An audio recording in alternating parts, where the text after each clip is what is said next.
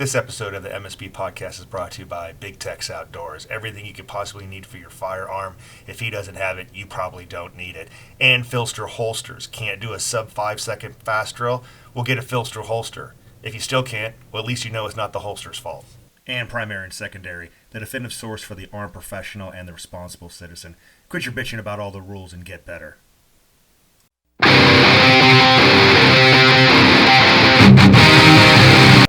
Hey guys, welcome back to the MSP podcast, nicknamed the Get Better podcast. Why do I say the Get Better podcast or the Self-Reliant podcast? Because it's more than just about shooting guns, guys. It's about working out. It's about martial arts, whether it be Jiu-Jitsu, Muay Thai, whatever you want to do, nutrition, competition, all the above. Because like we always say, no one's coming to save you. That being said, super stoked to have Hilton Yam on the show. Some of you old school guys will know who he is, and maybe some of the younger guys will know who he is. To refresh your memories, I'm going to go ahead and let him do his background, because remember, guys, I suck at that, so I let the guest do it. So, Hilton, tell us a little bit about yourself, man. All right. I'm kind of new at the doing a background too, because I wasn't allowed to talk about any of this before. So, exactly. To cut to current events, I just retired just a few months ago from a 21-year career in the FBI. And prior to that, my shooting experience, I did competition shooting, like we were just talking about before we started with the record button. Started shooting IPSC back in the 80s when I was a kid. And thankfully, I'm not like 10,000 years old now, and I have a lot of history going all the way back to the inception of most of the concepts that we now hold as this is what we do. So going back some, in my time in the FBI, I was in the SWAT team for 19 years. We were really busy, did a lot of stuff, got to shoot a lot, train a lot, do a lot of really cool stuff, and spent a lot of time around this 1911. Actually, this actual one too, because this is one of my personally owned agency approved ones I didn't steal government property, so this one's mine. Anyway, so a lot of time behind the trigger. Good career, and now I'm out and I'm back full time with my company 10-8 Performance. I started the company back in 2006. It was based on my work doing 1911 work.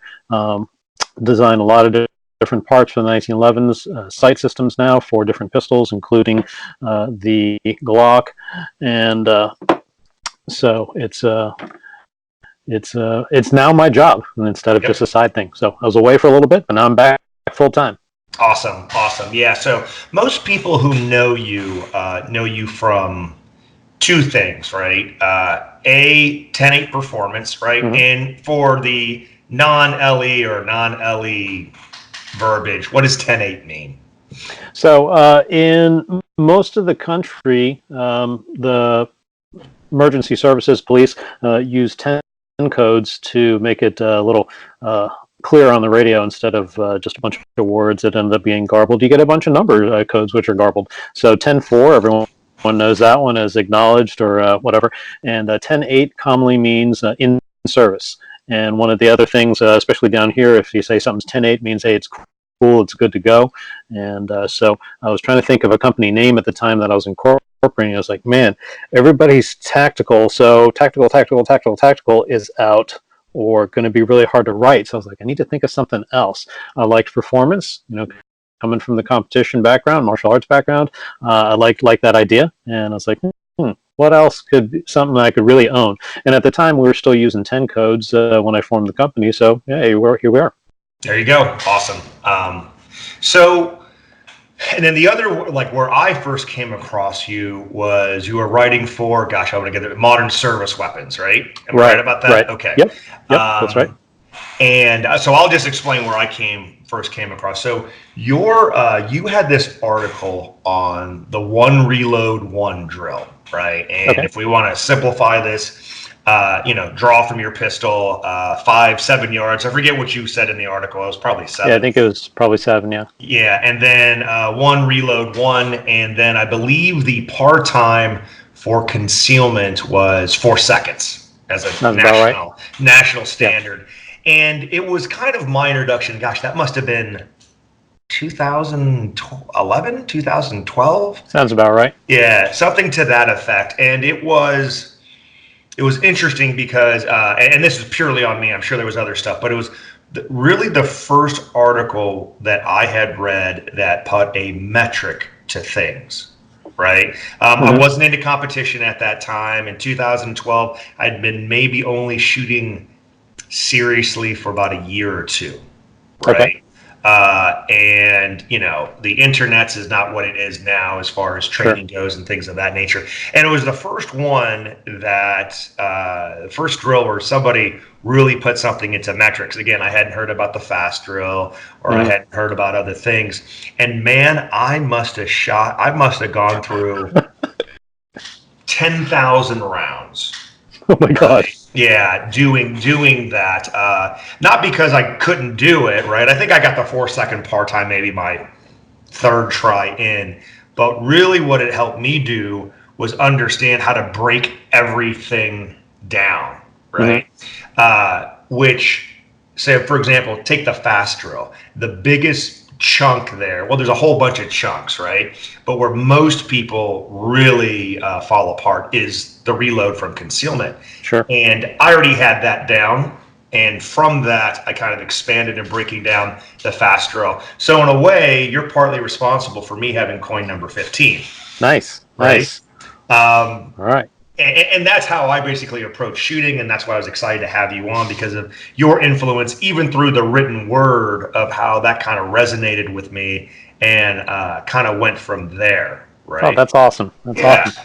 So kind of let's go deeper into your background, right? So you first started shooting competition in the 80s when it was IPSC, right? Before we lost control and it went to Europe and we created USPSA. Right. And back then, there were only 2 divisions, right? There were no divisions. There were no divisions. Yeah, wow, it was you're old, bro. Yeah, I know. You're old. God. I keep out of the sun. It keeps me looking young. I'm actually 372. Exactly. So, well, you're Asian, so you're good to go. Clean living. Yeah. So, back then, pretty much you show up with whatever gun you had that sent bullets downrange, and that was it. You had a power factor, major and minor, which I think major was 185. It didn't come down to 175 power factor until sometime in the 90s. So we ran whatever we could. And obviously, by the time I was shooting in mid 80s, early mid 80s, it had pretty much been distilled at that point to where everyone got it. Hey, you got to shoot a 1911, which there was no other choice other than a single stack. So it was a Colt. Springfield hadn't even come along, so it was hey, you got a Colt, and you bolted some parts onto it. Probably a lot of them literally were bolted on, and you just went to town. Did some lead bullet reloads, and just went to the club and just shot some matches, and just kind of figured it all out from there. Okay. And so how do you think, so you just retired, what, 21 years in the FBI? Yep. So how do you think your competition experience helped you when you first went into the academy, and then eventually you got onto SWAT and things of that nature? What was the, what did you see to be the divergence in talent from maybe yourself versus the accountant who just got into the FBI? Sure. Yeah, that's what they wanted at the time. Right, yeah, and that's always kind of a thing where at the academy, the program is built, and it's a real strong program where you can take someone who's never even seen a gun before, and in whatever the time is, at the time I went through, it was 16 weeks, and my class was the second class ever to have the Glock pistol, which I was pretty excited about because I was using one as a CCW, Glock 19. I had a Glock 23 issued, and so I was already familiar with it, and the instructors already saw when we were doing dry fire drills, and everyone's just kind of like, and I'm over there going, yeah, I got this. Like, oh God, Yam. All right, first we watch him, he's gonna be trouble, and then 2, we don't have to watch him because he's not going to shoot himself right now. So off to the side, we'll go watch some of the people who haven't never touched a gun before. So that was one thing. And so right from the get go, I had gun handling skills, had marksmanship, but I'll tell you, having come from so by the time I got to the academy, which was in '97, USPSA had then diverged into having open class and limited class, because in the early '90s, when Barnhart won the nationals with 38 Super with Tasco PDP-2, this is my original Tasco PDP-2. We're going to talk about that in just a second, though. Please nice. continue. We'll just put that aside. Yeah. All right. So I was shooting open a lot, and you're shooting what was then a Trip Industries, a 2011, with like a sub 2 pound trigger. Mm-hmm. Trigger controls really, it's not a thing. The gun barely moves. You can just slap the hell out of that thing. You got the dot on there, a compensator. So I had a whole different way of shooting that obviously came pretty handy later. But the gun handling and just the working a Glock trigger, which, stock trigger at the time with a Gen 2 gun, I mean, that's like a 7-8 pound pull. It's like gritty. yeah, like dragging a jagged stick through a box of rocks. Yeah. So I didn't have the finesse for extended distance, so we needed to qual out to 25 yards. And at the time that we qualified, there are 18 rounds we had to fire from 25 yards, which it wasn't so much that it was a stretch, but that wasn't a level of discipline that I had. So it was cool because when I went to the academy, it was like, hey, Yam, you can hose and you can manipulate the gun, you can draw and you can move around, but go shoot that little target that's far away. I was like, oh, those are the targets that I considered kind of the throwaway at the match. It's like, I'm a hose guy, So the getting into the FBI and our very structured and very disciplined firearms program kind of brought my two worlds kind of together, and it took me a little bit to actually just slow down and really master the fundamentals with a service pistol shooting service ammo instead of having a race gun all the time, or for that matter anything that I could have modified. So that was a little bit of adjustment shooting a thumb brake holster. I'd never used a thumb brake holster before, but going in with a competition background, I really had good mechanical skills and understanding of all the fundamentals. So and also to when we're doing the courses of fire, to mentally rehearse them. Hey, we're doing this position. I'll think them through, and it made that a lot easier. Okay. So in your estimation, right, with the other people you went through the academy, and by the way, it's always interesting, right? We have our mutual friend, Matt, in Quantico, and I've gotten to eat lunch over there at the academy. And I was walking around, and, it's a sea of khaki and blue. And I'm like, are they wearing blue holsters and blue guns? He's like, yeah, man. And I'm like, is that so they get used to carrying guns? He's like, yeah, man, they're accountants. This is probably the first time they've even held a gun before, right? Yep. And just being immersed in our culture and lifestyle, it's like, oh, I guess that's a good idea. Yeah. Yeah. And so it was an interesting thing. It was an interesting thing, right? So moving on, how do you feel based on what you saw with your other classmates and and going through the FBI? And I know the answer to this, but I think the audience needs to hear this, right? So you start off as a competitor, right, with certain levels of acceptable levels of accuracy, and then you go out and then you have the FBI levels of accuracy, which were basically some form of BA to 25 yards or something like that. Not the FBI. It was the QIT, yeah. It was the QIT. Okay. Yeah. And how long did it take you to kind of throttle back a little bit and figure all that stuff out? I had it pretty dialed in the space of our 16 weeks. Though there's a couple guys in my class. One was an Air Force guy who just had a mean discipline on his trigger finger, and he would just crush the pistol stuff. I would usually shoot within usually one bullet hole off of perfect on any given day, if not the 100% score. But that dude was drilling them in. And then there's another guy who was a cop from I forget. He was a cop, and he had shot a lot. So those two guys and myself were always at the top of the scoring averages. Those guys ended up edging me out. I crushed on the long gun because I was able to manipulate the MP5 at the time and the shotgun real well. And it wasn't that I was bad, that I wasn't able to reconcile, but we had some dudes who were just really, really good. Okay. So it did take me a little bit to throttle back, and I would say it wasn't until I got out in the field and really started shooting on my own and really just building past what we had done at the academy, where I was able to really get a good mastery of shooting at any distance with that service style trigger.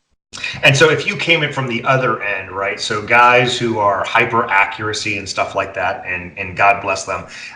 Do you think it's harder for a fast guy to become accurate, or is it harder for a super accurate guy to become fast? Ooh, that's a good question. That's a question for the ages, and like fisticuffs at over beers and stuff. You ain't lying. Yeah. So I would say, based on my own experience as a fast guy, I've been able to build accuracy over the years. And I'll tell you that as I've aged and all my injuries have piled up, I'm not as fast as I used to be. But now I focus a lot on accuracy at a certain speed. So I'm never be a bullseye guy because I get really bored. But I'm able to be almost robotically consistent at a certain speed, not as fast as I used to be. So, but that said, I've watched a lot of dudes who crush it at our bullseye course, which you've probably been exposed to, you know, shooting the was a NRA style bullseye, and guys absolutely destroy that course, scores that I can even touch on a good day, and on my worst day, I can always outspeed them. So it is difficult to build the speed because certainly institutionally, it generally is not built in because there's no structure institutionally for building that speed. Whereas institutionally, there's a ton of momentum for, hey, here's how you shoot accurately, and you know, here's a bullseye course that you know, memorializes how you shoot accurately. Sure. So your opinion, not FBI's opinion or anything like that. Your opinion is one more important than the other. Ooh, no, because kind of like I was just saying a second ago, where I'm still comfortable with where I'm shooting now. I got no issues with, you know, having been degraded from injuries and so forth. Because what I've lost in some raw speed, I've gained in my emphasis on accuracy. And I don't think that you can't miss fast enough, and you certainly can't be accurate at an incredibly slow rate to make up for, you know, not being fast enough. So you got to hit it in the middle, because in practical application, just like in IPSC USPSA scoring, you got to hit it right in the middle. You know, if you blaze and you throw a bunch of mics and deltas on a course, you're not going to win. And if you're crawling along shooting all alphas, but you're actually shooting the letter, you know, the A in the middle of the target, you're not going to win either. So there's a happy medium. And actually, USPSA, IDPA competition helps you understand finding that where that happy medium is. Outstanding. So let's get back to that red dot, right? Yeah. So, you know, I teach, you know, obviously everyone knows that I teach, you know, that's kind of my specialty. You have a class coming out as well, but, you know, the grand debate of who is the red dot OG and who are SMEs and who's not SMEs, right? And the funny thing is Barnhart's name rarely ever comes up. Right. You know, you do a Google for him, there's very little on him because he's done all of his work. He doesn't do commercial stuff. Yeah, he doesn't. It's all agency stuff and mill stuff right now. So, and you're right. He is the OG with like capital giant blinking letters. Exactly. Right. Was that pre-open limited division split? Yeah, or was that was? Because there was no reason at that point, because he wanted using a single stack gun. So at that point, a single stack with a dot still wasn't pushing towards, hey, we need to split these divisions because the chasm is so vast. But then what really pushed it, and hey, there could be somebody listening that says I'm completely wrong, but this is my recollection. So what really pushed it over the edge was when we had optics, which were still in their kind of infancy, as 92, 93, and then and I posted this on Instagram last week, where Chip McCormick Corporation sent around the flyers, and it was you know, rendering of their new competition frame, which we now know is the 2011, and we're looking at that, and I had this on top of a Power Ordnance double stack, which was sometimes worked, sometimes didn't. It's just tough gun. But anyway, so we're looking at. I was like, wait, the same grip circumference as a 1911. Half of it's plastic? What? And then when it came out, it's like, this thing feels amazing. Oh, we got to stick a dot on top of this. And then I was like, okay, we can't have you competing in the same division as a guy with one of these, because you're not even close anymore. You know, a dude who's really smoking with a single stack, say a 38 Super or whatever, with a comp and iron sights, you could hold your own against somebody with a dot, you know, if you're really ripping it up. But then you start to add the dot, the compensator, and then double column magazine, so you don't have to do reloads anymore. Whoa, can't even catch that dude anymore. So that was one that really pushed it.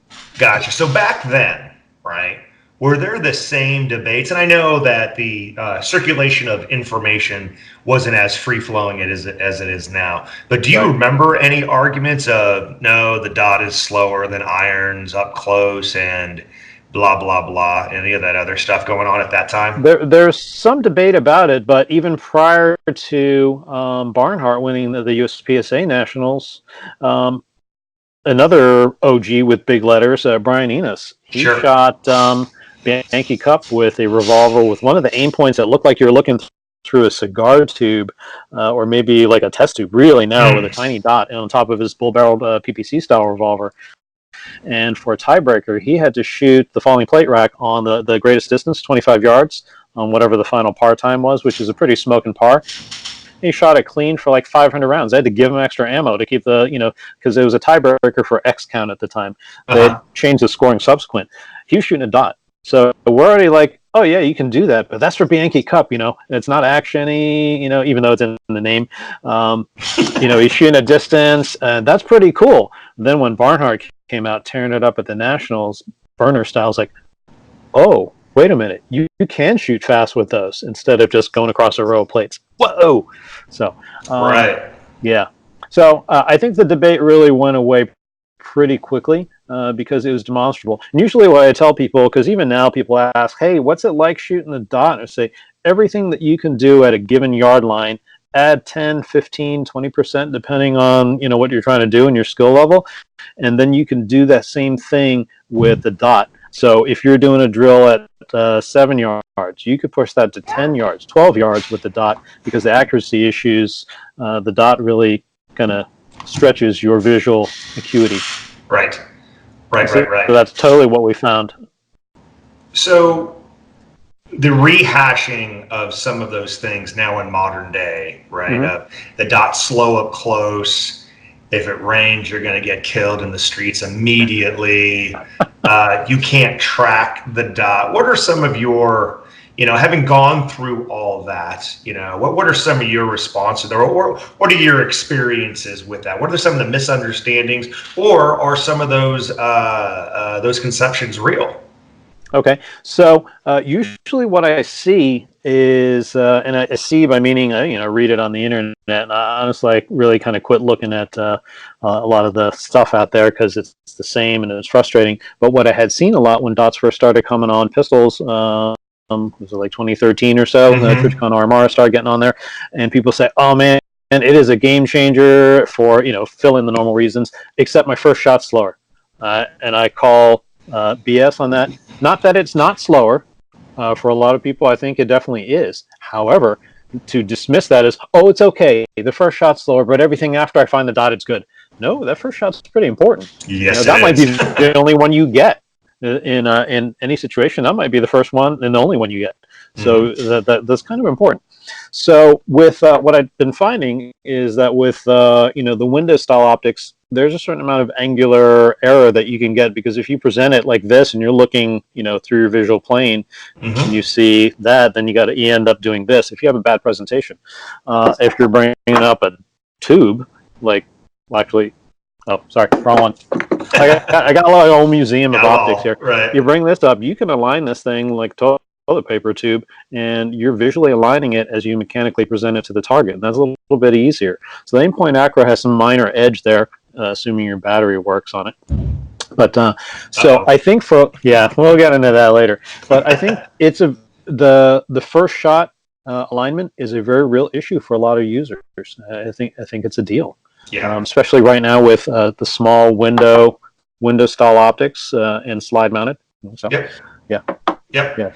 My whole thing on that is, I don't want to jump ahead to the acro and other optics real quick about that, but one of the examples that I use is that the best shooters in the world, right? And we'll start with the GOAT, Latham, right? And then you have Rakaza, Michelle, Coley, and even Steger, right? Where they can flow effortlessly between their irons and a frame mounted versus a slide mounted red dot, because they kind of shoot them all the same, right? They're the best shooters in the on that world. presentation. Yep, it's all in that presentation, and they shoot their irons honestly no different than they shoot the dot, where they're looking through their irons instead of that hard front sight focus. And they generally shoot their front sight or their iron sights like a one focal plane, right? Like instead of mortals who have that hard front sight focus,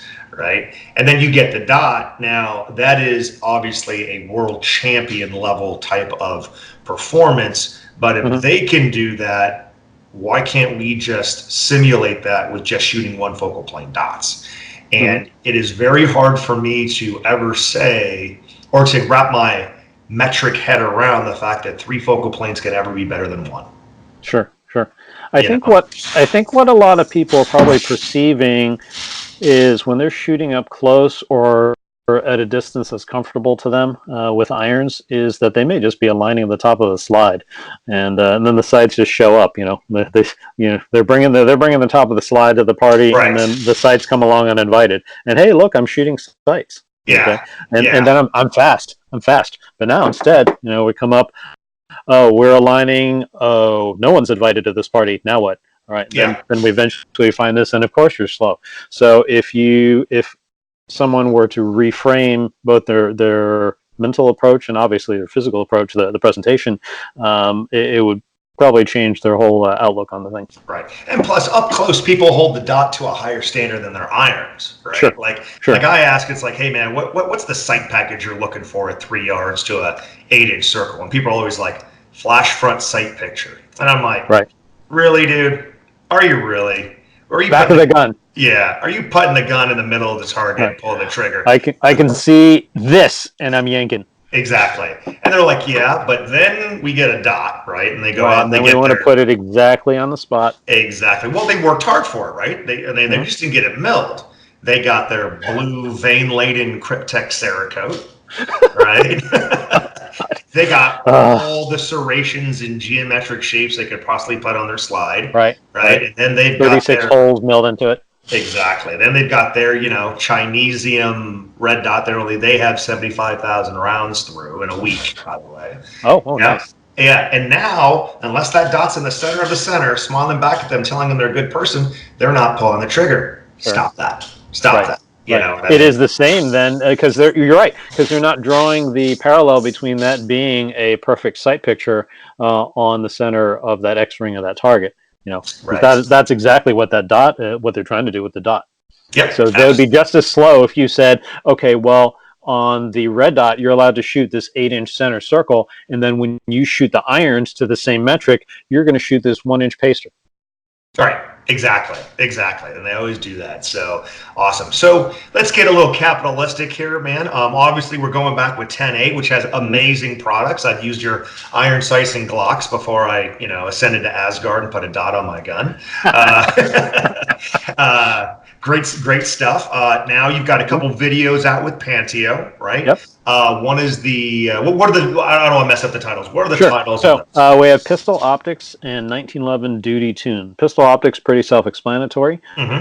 Running through. So we'll put a pin in the second video, but on Pistol Optics, it's going to be basically all metrics. I get hopefully not too far into the weeds for most viewers, but I was kind of digging it for the format because I break down for each of the strings. I have your draw or presentation time that you're working on, and there's a window. It's like 2 different brackets of par times.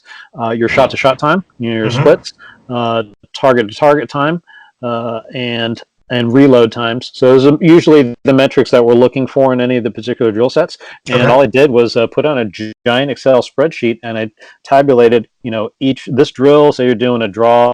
The one we talked about, draw 1+1, and okay, so draw time is this, reload time is this, and add the 2 of them together, and this should be your par time.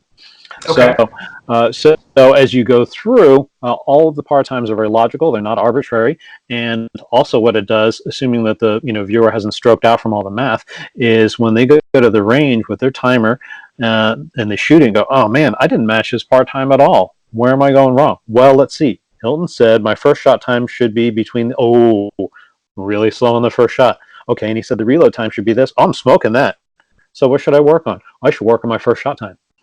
So it's a lot of math. I love the math because really what speed shooting comes down to is, like you were talking about, the metrics. Because without a way to measure your performance, I always use this analogy. It says, hey, you're going to run this big race. It is a known distance, and you have a known time limit or time restraint on it, and I want you to train for it. So what are you going to do? Oh, I'm going to take my stopwatch out, and I'm going to go train. No, take that away. Just go run.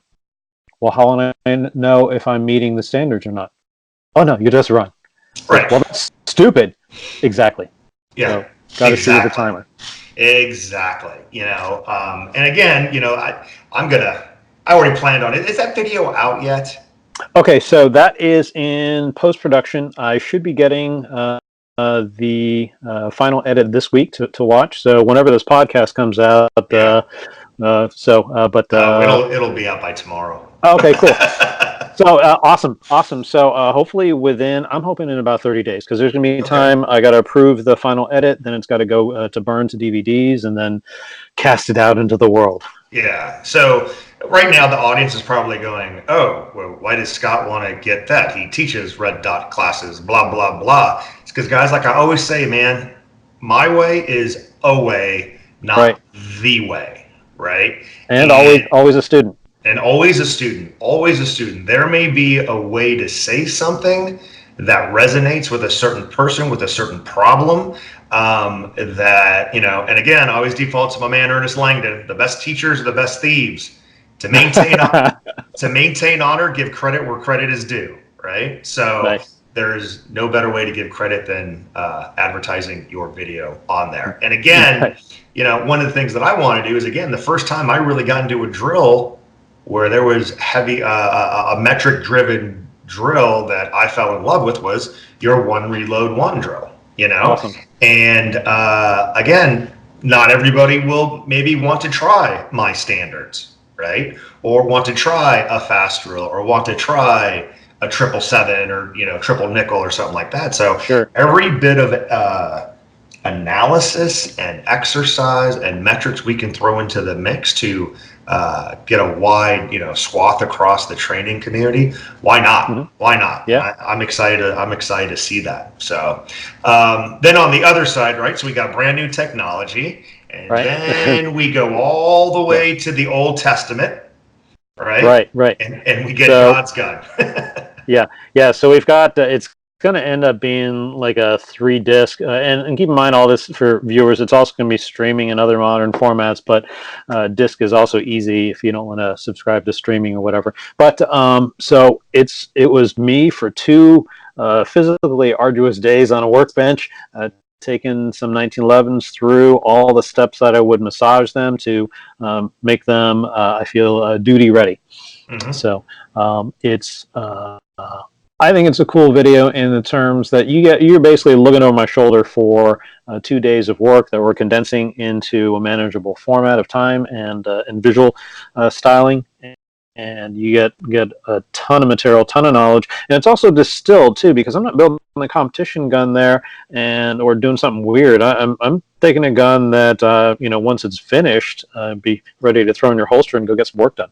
Okay, awesome. So I mean, why would someone want to go through the laborious activity of not your video? I'm sure your video is not laborious, right? But going through all that, putting with that knowledge into practice, getting their 1911 instead of just doing that and throwing some grease on it every other third moon cycle. Right. That is an age-old question, and it's one that I wrestle with, because people are like, "Hey, what do you carry?" Right. What did I finish my career with? Right. All right. So here's the deal.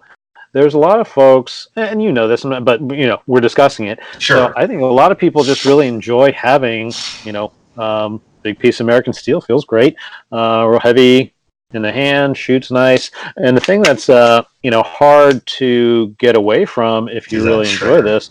I mean, man, there's no better trigger. I gotta tell you, with the Glocks, especially the Gen 5, as they fall out of the box, it's a good trigger for a pile of parts that don't ever need to meet each other. Yeah. And then you just throw them together, blindfolded, and pow, you can go to work. But you you throw a little massaging onto one of these things, and man, that's a nice experience. And if it's for someone, it's more than it's, more than just a tool or a hammer. You just want to like stare at it and go, oh man, that's America right there. Hey, free country, have at it. Yep. For me, I've been there, done that, got the T-shirt, got the tendonitis, all that.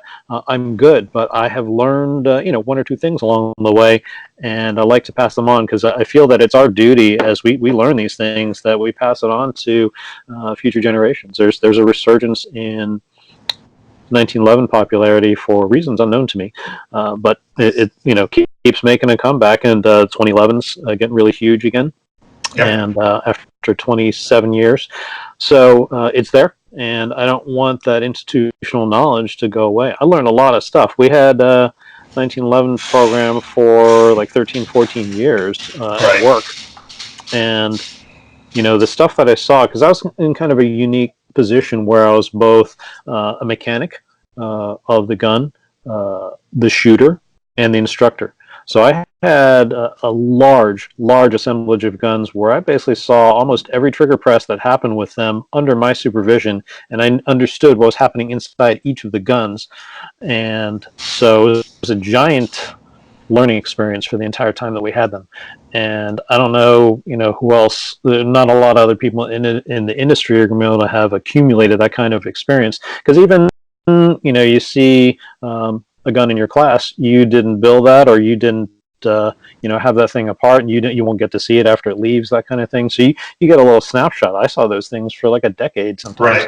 Right. From new till it got turned into a manhole cover. Right. And it is the pinnacle of engineering, even now after 700 years since that gun's been around, right? I mean, you go to a gunsmith in college and they teach you how to build 1911s. My buddy AJ Zito, he's a graduate and a professor out at the Yavapai College in Prescott.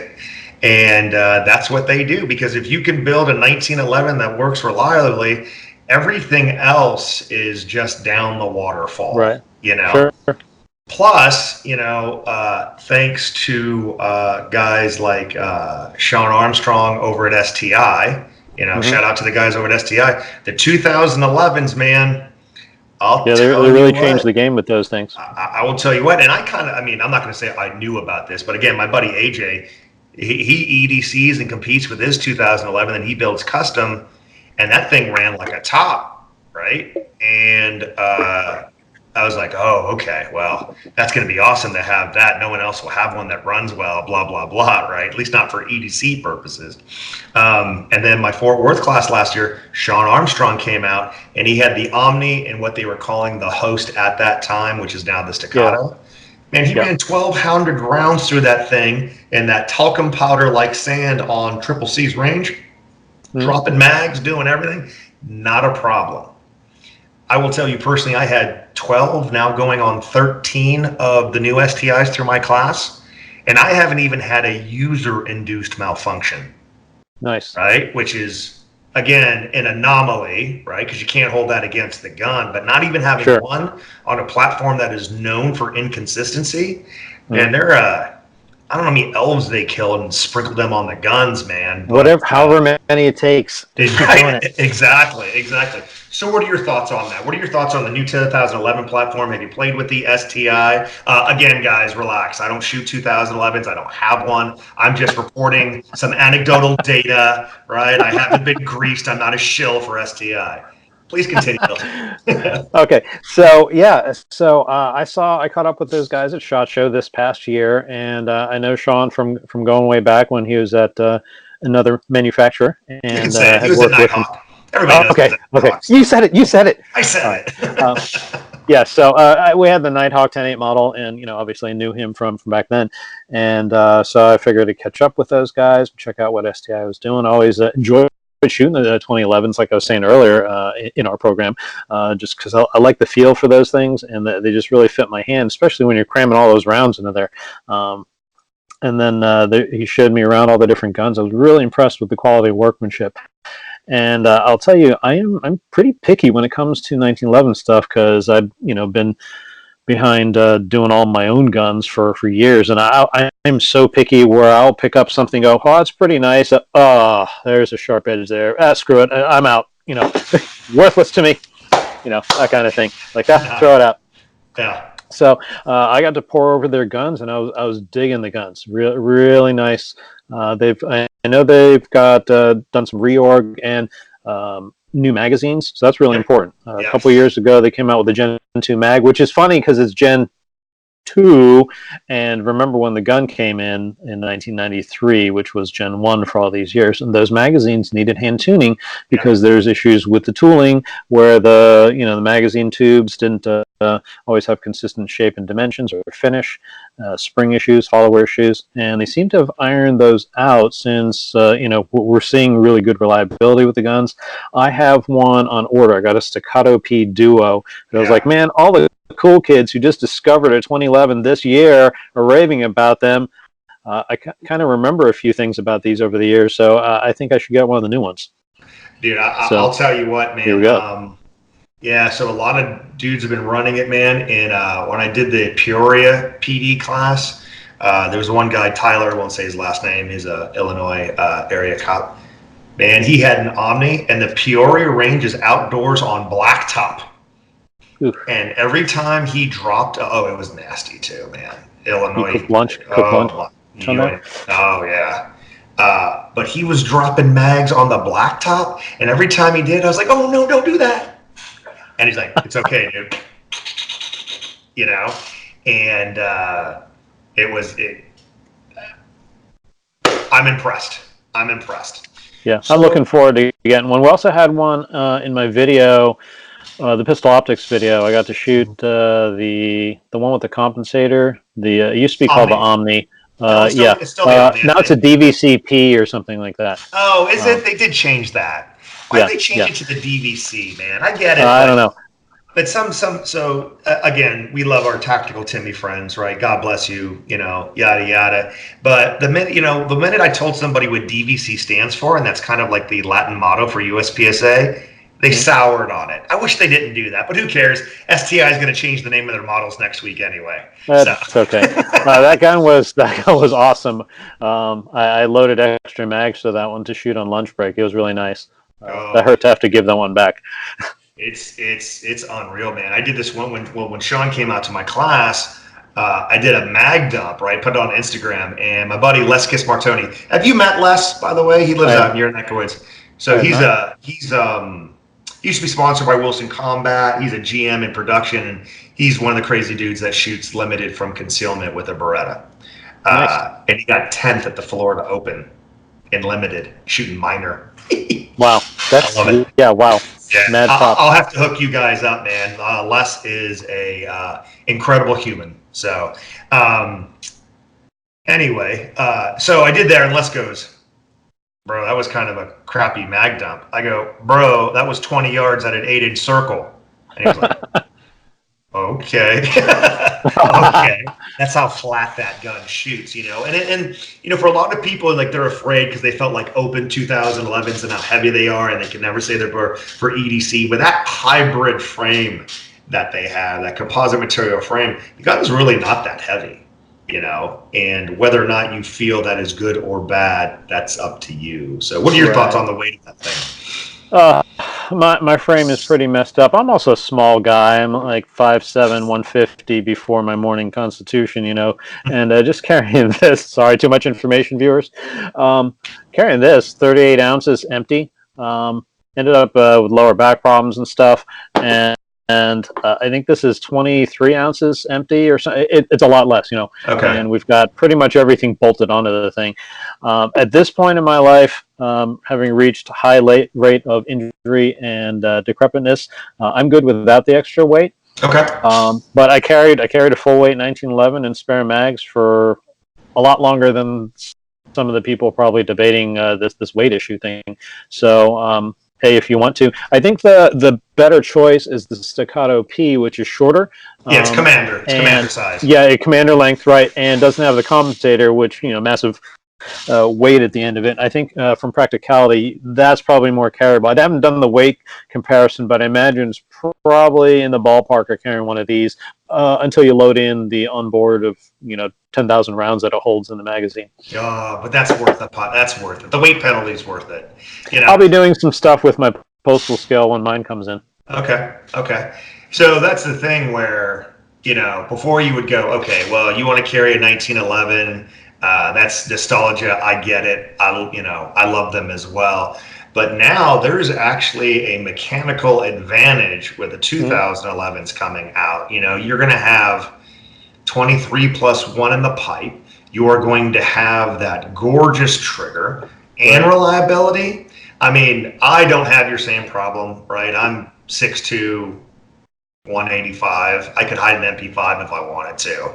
And that seriously makes me think, man. And AJ's building me one anyway. That is basically the hybrid of what the STI guns are right now. So let's get back to optics, right? Sure. I had commented on, I think it was your Instagram page, about going over the acro, not specifically acro, but we'll touch on it. And I said that was a very fair review. Oh, yeah. Right? Yes, thank you for that comment. Yeah, it was a very, very fair review. And should we recap that for the viewers? Yeah, why don't we recap? But let's do the entire thing. Why don't you give me your pecking order for optics on the market right now and your thoughts on them?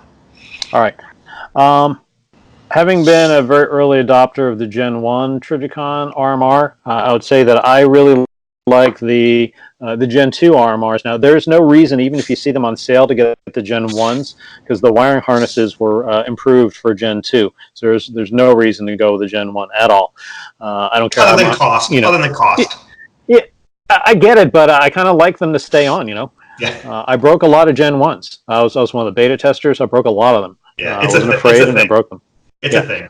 So, and sometimes you get lucky. People go, "Oh, I've got a Gen 1 that blah blah blah blah." It's like, good for you, cool, rock on with it. I broke a lot of them.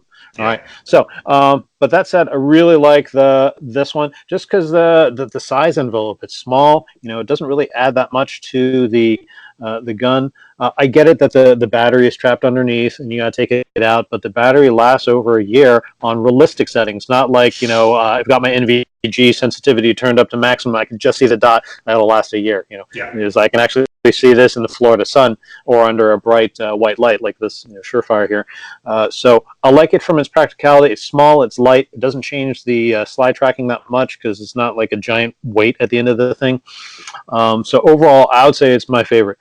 I have not tried the Loophole Delta Point. I understand it's from because the original versions, I didn't think back when I was really doing a lot of original testing in 2013, Delta Points weren't quite ready for prime time. I imagine it looks like that has changed. I do mean to get one of the Delta Points, but I can only pay for so much R&D at a time. Yeah. So let me fill in the blanks on my impressions of the Delta Point, since you don't have that. Yeah, please.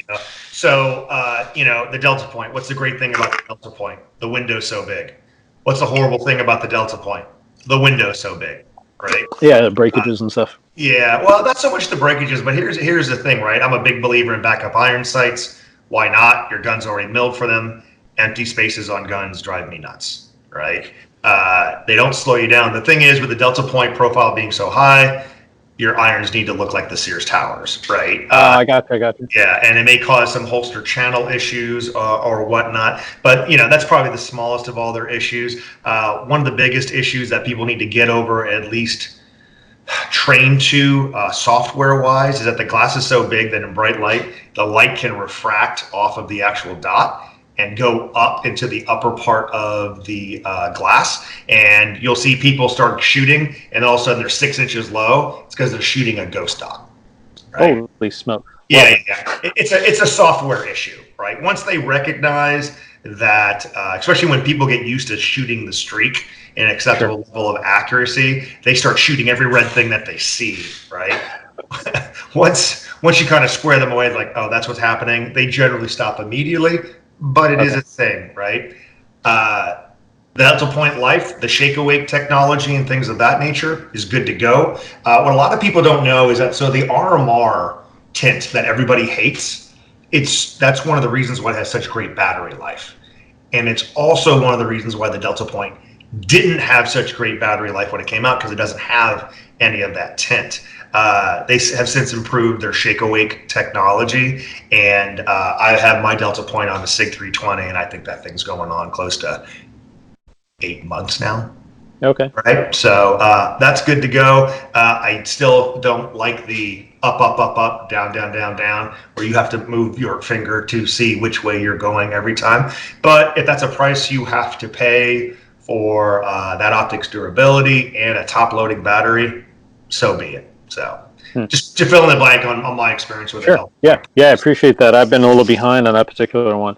Yep. I would say right now on the market, and I'll preface this with I have used, and especially through my former work, so many Aimpoint products over the years.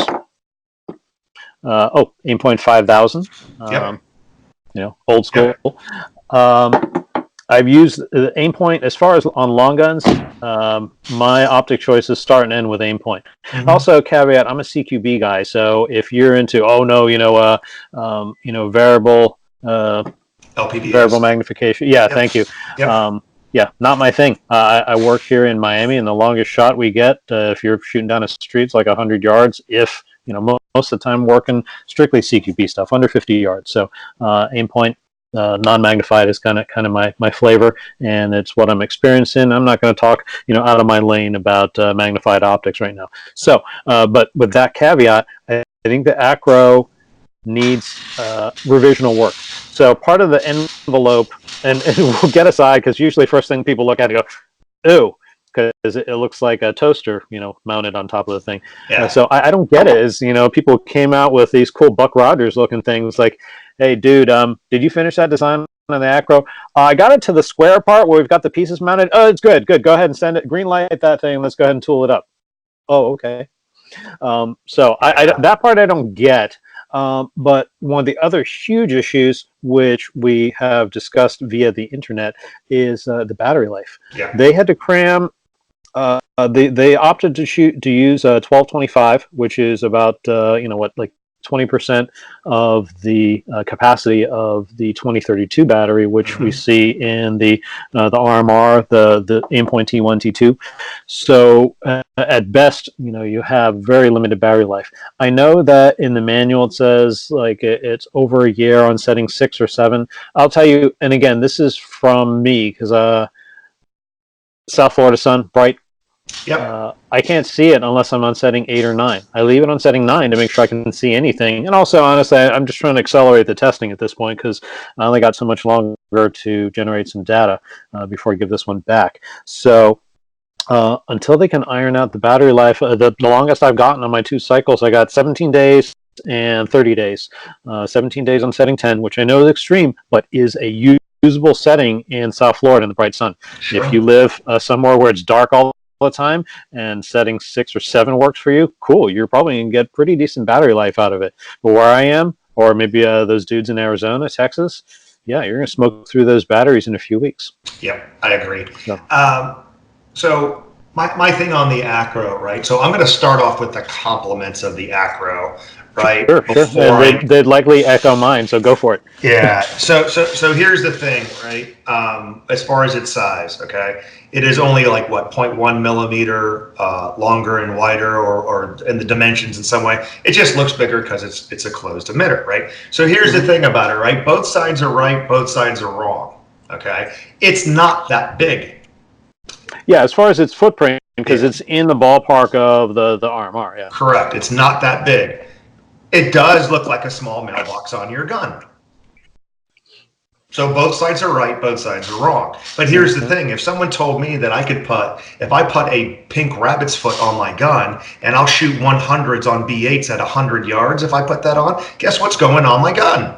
Yeah, I don't care. Foot, sure. Yeah, I don't care what it looks like. You know what I mean? Number one. Yeah, and that's I only throw that out because it's a common critique. But in the scheme of things, that part I don't really care about.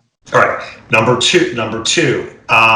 In my class, I teach 3 different levels of a gross sight picture at 3 yards. Right. Well, you have back of slide, ghost ring, just using the glass, and the guillotine using the top. Right. I didn't come up with those things. Learn from other people, but the truth is the truth, right? The interesting thing about the Acro is that when you try the ghost ring, it is impossible to not see the dot. That is a compliment, by the way. Yeah, right? yeah. So you put the glass on the target, you are about a 99% assured, regardless of the distance, to see the dot. So that's a compliment. I like the actual projection of the dot. I will call the dot distinct. Right? Yes, it is very crisp, and the optic quality, the experience looking through the toaster is a very high quality visual experience. It is. And unlike the RMR, where at different settings it can, burst is not the right word, be hyper bright to where your vision can start to get myopic and really get sucked into the dot, and that's not how this works. The opaqueness, that's probably not the right word, but the mateness of that dot lends to not getting sucked into the dot. So that's a compliment, right? Here comes not the compliment, right? Again, I don't have an Acro. I've been promised one, whatever, not the point. Plenty of them have come through my class. I probably have 300-400 rounds through one. Mechanically, I dig them. I like them, right? The battery life thing is an issue, right? The battery thing life is an issue. Having trained, not enough, but, a fair number of police officers and even, and some EDC civilians, that battery change issue is going to be a thing, right? I wish they would have built in, like the RMR Type 1, when the battery started getting low, it would flicker and then come back, say like, hey man, you need to change your battery, right? The aim point dims and dies. That's it. Yeah. One day you just come up and there's no dot. Right. For me personally, what I do is I take what the published battery life is, and I divide it by 4, and that's my battery change routine. For example, I think they said on medium to high settings on the RMR, they say 2 years, right? I cut that in quarters and change mine every 6 months, right? Just because the battery dying while I'm teaching a class is not cool. Drag. Yeah, not cool. If I take it based on reports from people I respect, you, John Dufresne, Chris Woomer, just off the top of my head, then I'll be changing the battery every 2 weeks. Right? Yep, right on. That's exactly what I was recommending, and which is exhausting. And I kind of want to jump in here in terms of kind of framing it out, because there may be, and again, sometimes I break my own rule for the internet. Don't read the comments, and I read the comments because some of the posts and threads, I kind of do want to hear what people are saying about, like battery life, for example. And some people say, I'm good with that. I just keep an extra battery in my wallet or whatever, which if you are a CCW user, your CCW gun is kind of at the center of your existence in terms of your gear. And I don't mean it in any kind of belittling way, but I mean, you don't have, let me put it in this way, because usually the answer, like when I was talking about the hassles of maintaining a 1911 duty gun, this was a secondary weapon for me for SWAT stuff. And I had a long gun, and I had batteries for the light system and for the optic system, and then the cleaning, lubrication, and then I had magazines, which by policy would have loaded a certain way with certain ammo, and then I had armor that had to be dealt with, and if it had been wet, that had to get dried, and had multiple digitally encrypted radios, which all had batteries and connectors and things that headsets. I'm not even done, So that's a lot of gear, which all has batteries and this and that and protocols to take care of. That is a lot of gear. I don't need to go out of my way to add one more thing that has a really weird, a very short, like 2 weeks. Hey, every 2 weeks, oh, we're going out on a hit this morning. Did I change the battery on my aim point? Hold on, let me check my phone and see if my reminder said to change batteries. No, that's too much. It's too much. It's just one more thing. So an interval that short is unacceptable for someone using in a service pistol right now. And the other thing, and again, I have, and I'm trying to be fair, right? In that, if there's any optic company out there that I love more than another one, it would be Vortex, right? But I'll be the first to say that I'm not trusting my life to a Vortex Mini Red Dot, right? LPVOs, even the tube optics, okay. but I'm fair that say I will not trust my life to a mini red dye. And I know tons of people that work at the Wisconsin HQ, right? So I'm trying to be fair with that, right? With the aim point thing, so close, man. Well, so close. And who gave us the long battery life standard? Right. It was aim They point. did. Yeah. They wrote the standard for that. Yeah. Right. And let that be a lesson to all fanboys out there. Right. Here's the thing, man. If you exalt a company, I'm not talking about the people that work for them. I'm just talking about the people that will defend a brand to the end. Right. Sure. This is where you get into trouble. Right. And you will say dumb things because, hey, guy, the one telling me just change my battery every 2 weeks. Weren't you the one making fun of EOTech and Delta Points for the past 6 years because of their battery life? You know, Oh, there you go. right? Let's just be consistent because I will tell you, if Holosun had the same battery life, they would be eviscerated. Am I wrong about that? Right. Am I wrong about that? Anyway, Yeah. That being said, let's go off on the thing, right? It's durable enough, I think, for both EDC and from what I understand from my duty friends, it is durable enough for patrol, right? And SWAT use, right? I think it is. I think the controls are easy. The mount, as long as you red Loctite the MOS base, right? Those are squared away and very easy. The dot is very fast to mount. Yep, the dot is great. The glass is great, right? It annoys me that we are so close to that type of closed emitter perfection, and we have fallen short. We have fallen short. Right. And that's almost annoying as not even coming close. Yeah. I have a feeling, and apparently there is a new revision out. Canada already got it, and it is the same, just with some different mechanical changes on the controls. So I don't know that we're going to see a change in the battery life in Generation 2 because it's already here. So Gen 3. Or which continent gets which revision? Well, the Canadians are a lot more polite, so if they get offended about battery life, they won't be as rude. That's my thoughts. Sorry, Canadian viewers. Fair enough, man. I just had in my Kane County, Illinois Sheriff's class. It was just for LE, and we had a guy from Calgary come down. That dude burned it down, man. Really? I was surprised. I mean, he weathered all the Canuck jokes. He weathered all the hey, stop fucking a boot, stuff. Right? And great guy. What's all about? Yeah, great guy. So what's next on the pecking order, right? So we've talked about the Armor, we've talked about the Delta Point, we've talked about the Acro. What would be your next choice? That's it, man. That's the end of the show. I'll tell you right now, I haven't had the chance to really do a complete market survey. I've kind of looked at what other people are doing, and also historically, as far as what who the big boys are. And I don't feel like I need to branch out real far anymore. I have my own answer, and which is the RMR, and like second and third answers with the Delta Point and the Acro, close enough answers. And at that point, if someone asks me about other stuff, it's like, hey, it's outside of my lane at this point, and I only have so much time in the day to research stuff. And right now, I'm fixated, as you've probably seen, on researching compensators and Glock modifications and stuff because those are fun. They're kind of fresh for me. Yep. So I got to keep it interesting for myself because it's been this in this game for a long time. Did you ever think in the late 80s and early 90s when you saw open guns that you would have your EDC would be a derivative of those things? Right, no, because it was, you stupid Game Boys, you can get killed, you and your stupid guns. I mean, granted, the guns were pretty big back then, you're talking about this. It's like, okay, yeah, those are impractical, and had a 7-inch length because you had a, government length with a 2-inch 6-port compensator and stuff like that. It's like, yeah, those are pretty ridiculous. But, this is Glock 34 length. I've got 1,000 lumen light or... there you go, 1,000 lumen. So many of these I don't remember.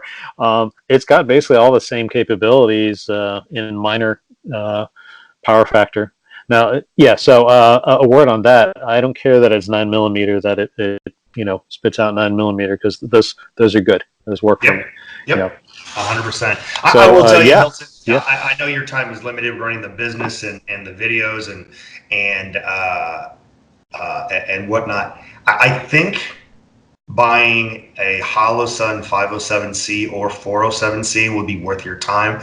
Okay. It is, as far as a low entry price mixed with durability. I think it's worth your time. I Okay. really, really do, man. Because, like the rest of us, we just wanted to hate on that thing, Chinesium, yada, yada, right?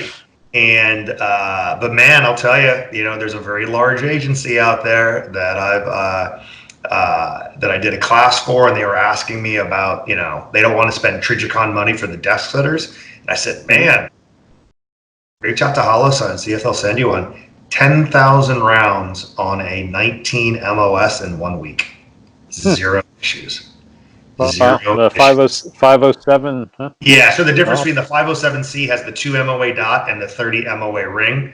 The 30 MOA ring is stupid. Sorry, that's just my opinion it's like on it. a Right? donut of death. Yeah, well, the problem is that when people have a messed up presentation and they say either corner, if they're going left because their right arm is dominating, their support hand isn't doing shit, they'll see the outer part of that third MOA and start pulling the trigger, and it's worse, I right? got you. The 407C doesn't have the 30 MOA ring, right? So Okay. I think, and don't quote me wrong, I mean, don't get mad at me, Holosun, but if you were to purchase one with your LE creds, your retired LE creds, man, you might be able to pick one up for like $160 if you find the right Okay. sale, right?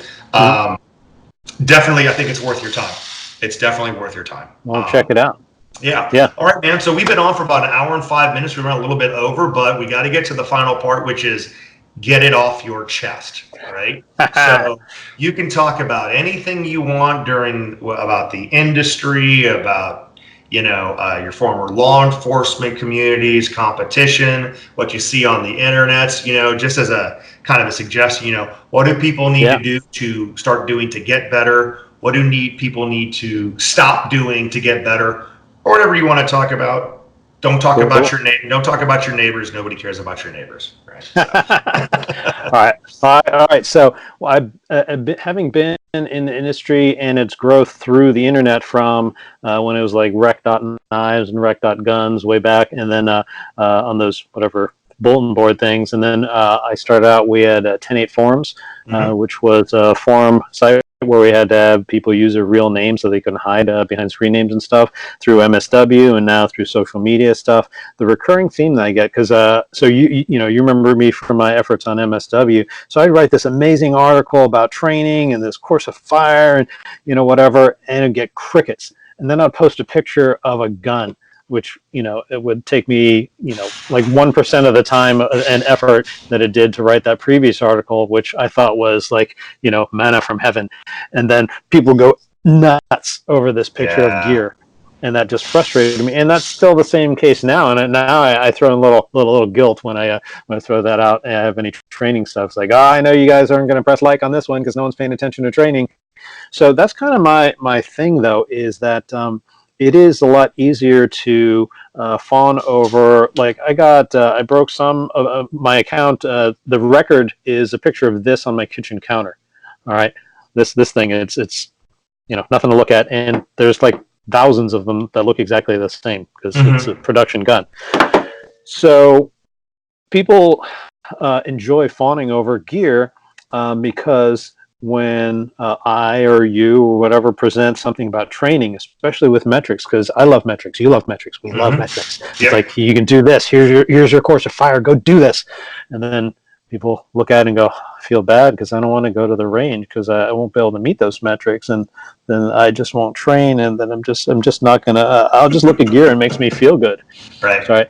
So on one hand, I get it psychologically. It's like, ooh, it's kind of hard to confront that you don't want to put in the work to be awesome, or you could just go look at stuff that makes you feel awesome.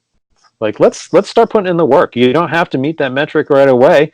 You can change the range, change the time hack, change the tasks, but do something. Get out there and train, because all that gear in the world doesn't mean squat. If you don't know how to use it, you can't use it. So that's really my personal beef. Is all this is about training, because people love to ask me about gear, and I love gear. gear helps training. Yep, It's all about taking this stuff out and using it. Yep. So one of the things, when I say try this, I mean I'm sure you're aware of it, right? Having run all those internet outlets and stuff like that. But man, you know who's the master at getting people to talk about training? Is Caleb Giddings, right? Yes. He is the master, man, and I've learned from that guy on that, because I will tell you, like the most likes I ever got on Instagram, it's going like on 2,200 likes, and it's of a guy that guy who came to my class, Tyler. It's of his STI 2011, and it's got like 2,600 likes on it. I'm like, what the hell is this? Right. You know, right. And then you'll talk about training. I'll talk about standards. Blah blah blah. And now I'm getting a lot of followers. Well, I mean, it's up there, but not 2,600. Right? I know.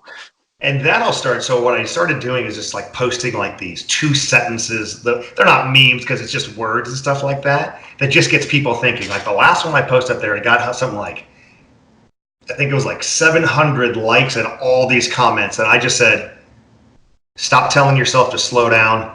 Just be more careful.